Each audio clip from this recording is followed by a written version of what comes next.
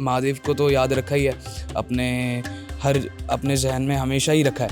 कह सकते हो कि पहला प्यार कह सकते हो आप, कि काफ़ी मेरे को ऐसे लगाव था टेबल टेनिस से और मैंने बहुत खेला है, बहुत टाइम दिया है। नजफगढ़ की वैसे तंग गलियाँ तो नहीं थी मेरे लिए, मैं मिडिल क्लास फैमिली से बिलोंग करता हूँ और काफ़ी सारी दिक्कतें जो मटीरियलिस्टिक दिक्कतें होती हैं वो हमारे साथ भी थी।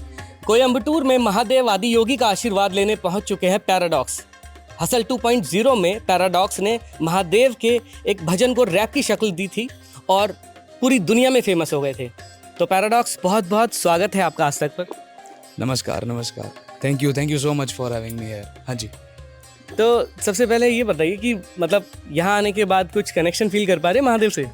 कनेक्शन तो था तभी यहाँ पे आए हैं, ये वाली चीज़ है। कनेक्शन तो होता है अपने आप, तो सारे एक जगह पे हम जैसे आप मिले हैं आज मुझसे, मैं मिला हूँ आज आपसे, तो एक कनेक्शन रहा है हमेशा, तभी आज हमारा मिलना हो पाया है।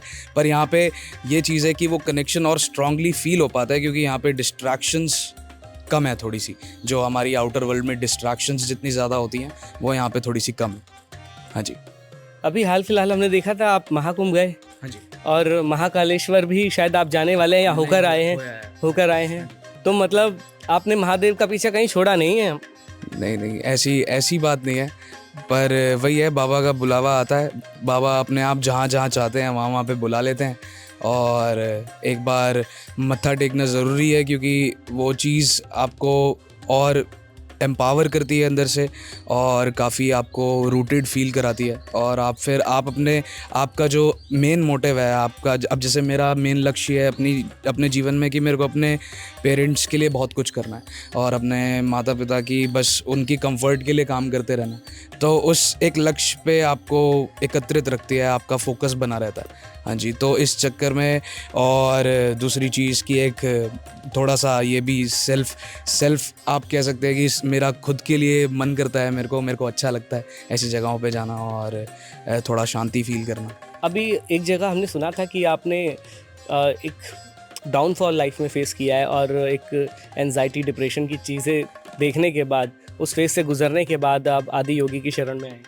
हाँ, मतलब एज सच इतना कुछ मेजर नहीं हुआ था मुझे, बट हाँ एक पॉइंट था जब मैं लास्ट ईयर जब महाशिवरात्रि के लिए यहाँ आया था, उसके बाद जब मैं वापस गया था तो ये उस दौरान की बात है, उस टाइम से अब इस टाइम के बीच की दौरान की बात है।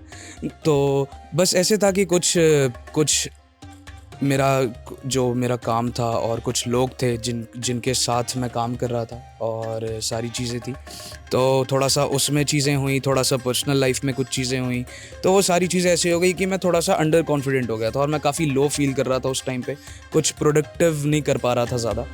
तो उस टाइम पे भी, उससे पहले भी हमेशा से ही अब महादेव को तो याद रखा ही है, अपने जहन में हमेशा ही रखा है।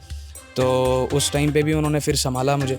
तो संगीत में तो इनका जौहर पूरी दुनिया ने देखा ही है, लेकिन एक बड़ा ही सीक्रेट है, शायद बहुत कम फैंस इनके बारे में जानते होंगे कि ये बहुत अच्छे टेबल टेनिस प्लेयर भी हैं। अरे वाह, आप पूरी रिसर्च करके आए हुए हैं।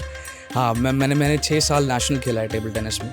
हाँ, तो मतलब मेरा कह सकते हो कि पहला प्यार कह सकते हो आप, कि काफ़ी मेरे को ऐसे लगाव था टेबल टेनिस से और मैंने बहुत खेला है, बहुत टाइम दिया है। वो काफ़ी अच्छी मेमोरीज़ भी हैं और अभी भी कभी मौका मिल जाता है खेलने का तो मैं खेल लेता हूँ।